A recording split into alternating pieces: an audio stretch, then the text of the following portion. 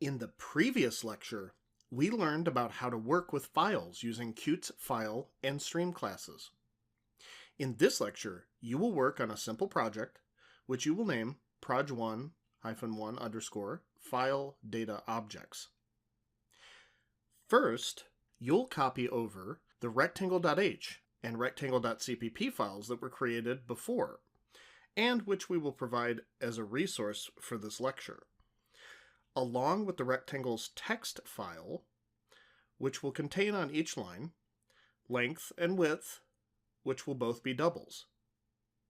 You must also make sure that you add the rectangles.h and rectangle.cpp file to the project. Before getting too deep into the coding, though, you might want to build the project first, which will generate a build folder for you to put the rectangles.txt file in, because that's where it will read it from. As a hint, when you're working on the project, you can use the stream extraction operator, the two greater than signs, with the input stream variable of type QTextStream that you will create in order to read in the data for the length and the width. I'd like you to read in the data and for each line create an instance of the rectangle class dynamically, storing a pointer in a QVector of rectangle pointers.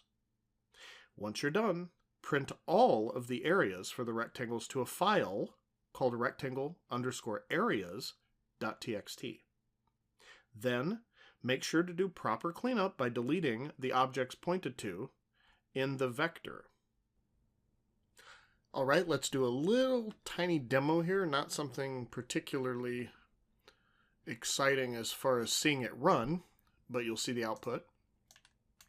So we build the projects. You'll notice there's a main.cpp, rectangle.h, rectangle.cpp, and we also have the rectangles.txt file in the build directory. I'm going to run this, and I had put a little cout statement that says program complete, but other than that you don't really see anything until we go into the folder right here, and under proj1.1 you have rectangle areas.txt, and you'll see that we have all the areas right here. All right, hope that helps. So pause the video and give this project your best shot. Come back when you're done, or if you need some help.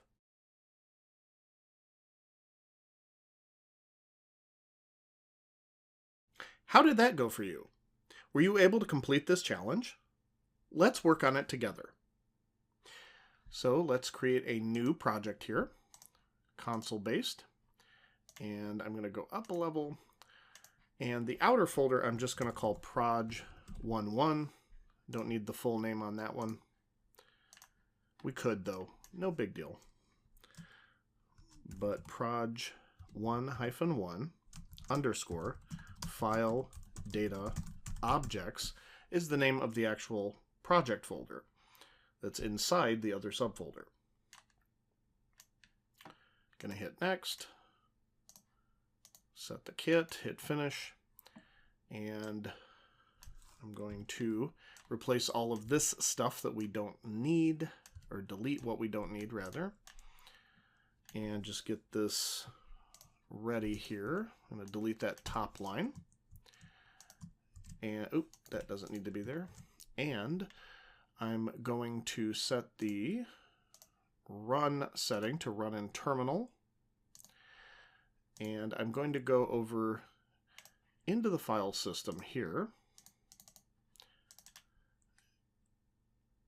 and what we're going to do inside of this proj1.1, I'm going to actually grab the rectangles.txt file. Well, actually, we'll wait on that. I'll grab the class files first because I have a place for those.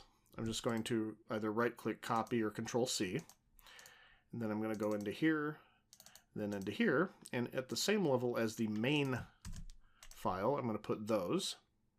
And then I'm going to right-click Sources and go to Add Existing Files.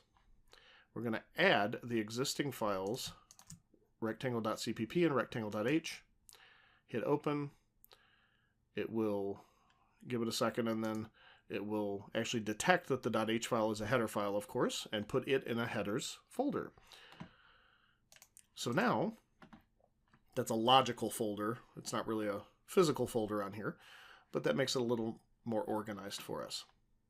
Now the next thing we need to do is I need to build this, even though it's not really doing anything yet. And all that's going to do is it's going to generate this build folder right here.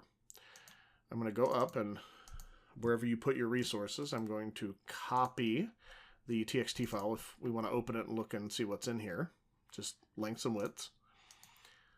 And I'm going to go back into the proj11 and then into the build folder and put it in here.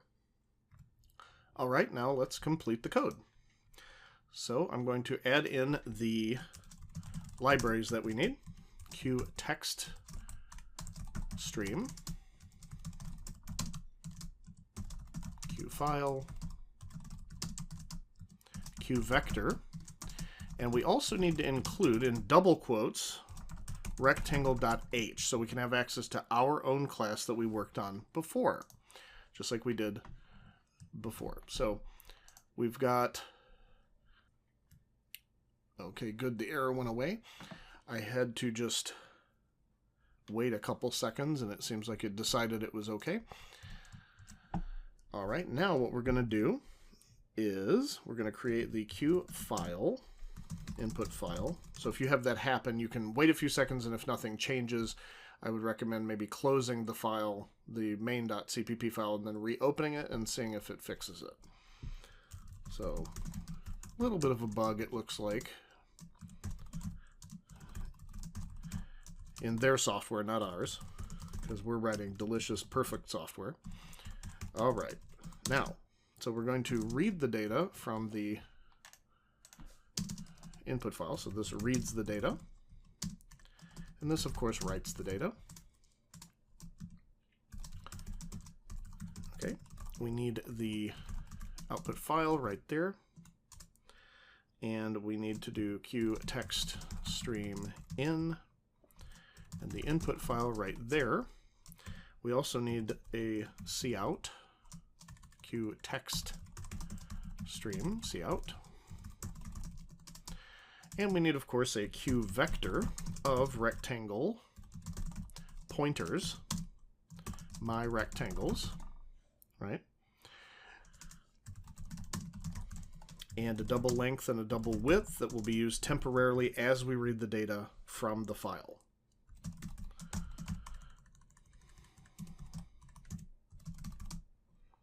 Input file dot open QIO device read only and QIO device text,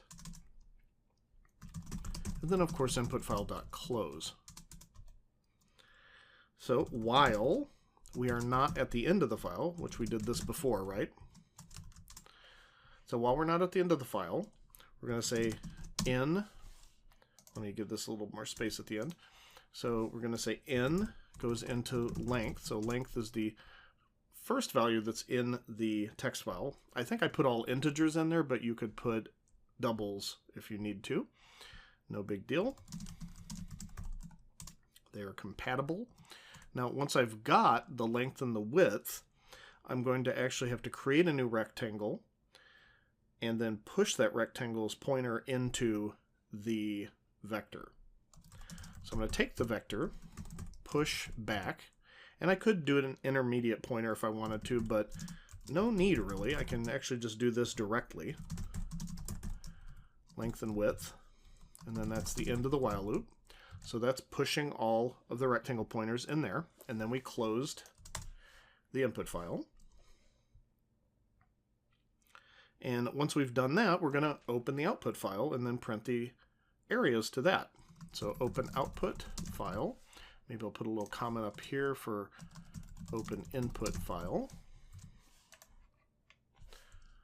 All right, so for the output file, we're going to say output file dot open QIO device write only, and then the bitwise OR QIO device. Oops, that's not what I wanted. Device, and then text. There you go. And then we know we're going to have to do output file dot flush, and then output file dot close. These are kind of like bookends. I just remember to put them before I do anything else, just like curly braces. So we're going to go through this and loop rectangles dot size. You could use the range-based for loop if you'd like, the enhanced for loop style. But here I just decided to use the traditional for loop style. So once we've got the element at I, that is a pointer. So now we can do arrow area indel. The major thing we have left is after we do this flushing and we're about to finish, we need to return the memory.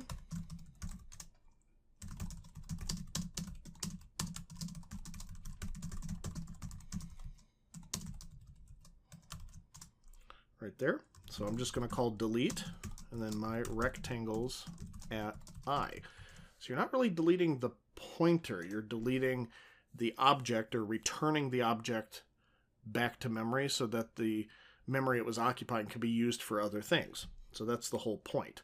But you call delete on the pointer, but it knows to work on the object that you're pointing to. The other thing you might want to do, just for habit, is call clear on the vector. That empties the vector of garbage references. So those pointer addresses are still there. When you call clear, the vector will actually reduce its size down to what it needs to be and will empty out the vector references, so you're no longer pointing to those deallocated objects. So no dangling pointers and no memory leaks. Now, let's run it. So I'm going to build and then go to run. See what it does. We didn't get any output in the window, but that's not surprising because we didn't really print anything. Looks like I created a cout, but I think that was more for testing if we needed it. We could, at the bottom, if we want to, just say program complete, just so it doesn't leave kind of a blank screen syndrome for the user. So they're like, did it work? So now run it again. Let's make sure this works. It says program complete. I could flush it, but the Qt indel actually does flush it at the end. But just to keep consistent, we'll do that. Now, if I go into the folders and we go into the project 1.1 and then into the build folder right here, you'll see that there's rectangles.areas, which seems to be empty. So rectangles.txt, that seems to be the problem. We will build it again. And then we will run it. See if that works. And it says program complete. Let's go back here. And there we go, rectangle areas. There we go. Awesome. So even the best of us, we make little mistakes, and even one little character can ruin our day. But that only took me a couple minutes to figure it out, so it wasn't too bad. When it said rectangle.txt, that file didn't exist. So when it tried to open it, it was already detected as at the end. It never filled the rectangle vector with any new rectangles. So therefore, the size was 0. So you could do that with debugger, and you could do print statements to try to help you out to figure it out. Or if you just noticed it, something was wrong. All right. So that's great work. We have exactly what we expect. Nice job, everyone. That one might have been a bit trickier for you, so even if you're an intermediate or advanced developer, but no worries. Hopefully now it makes a little bit more sense. In the next lecture, we're going to wrap up this section so we can head on over to the fun stuff, the GUI development you've all been waiting for. I'll see you in the next lecture.